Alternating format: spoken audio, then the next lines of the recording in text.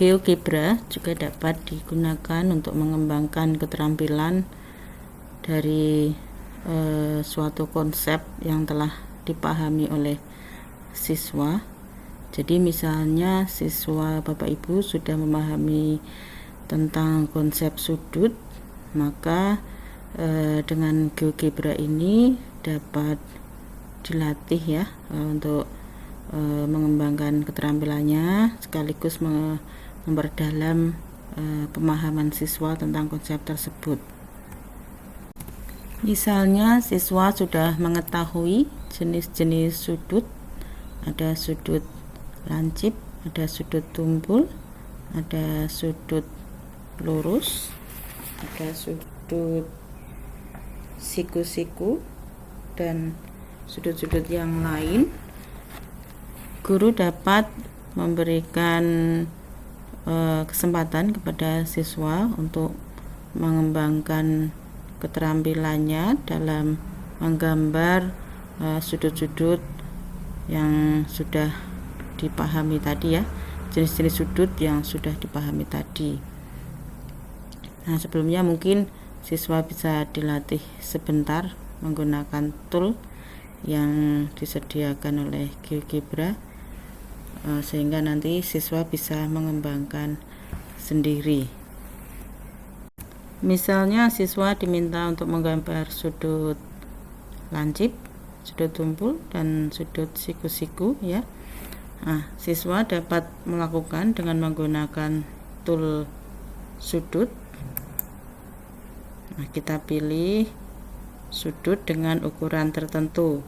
Itu bagian tooltipnya menjelaskan untuk membuat sudut dengan ukuran tertentu, siswa dapat memilih titik, nantinya akan sebagai titik kaki sudut, dan juga titik untuk verteknya atau sudut itu sendiri,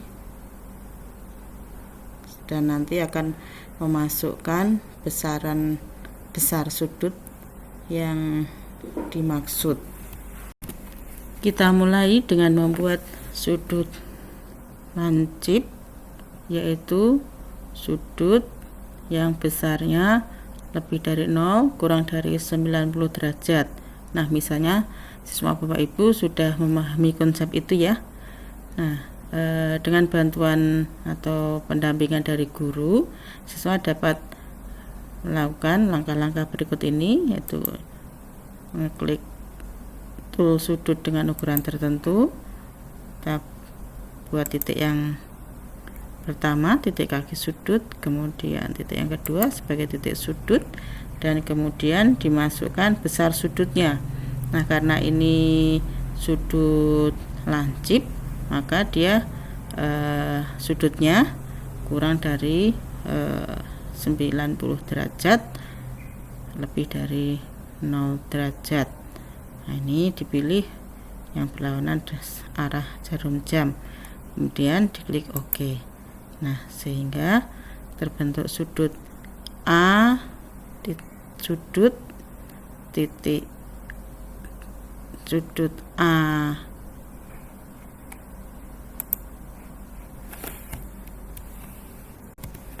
Sehingga terbentuk sudut alfa sebesar 60 derajat.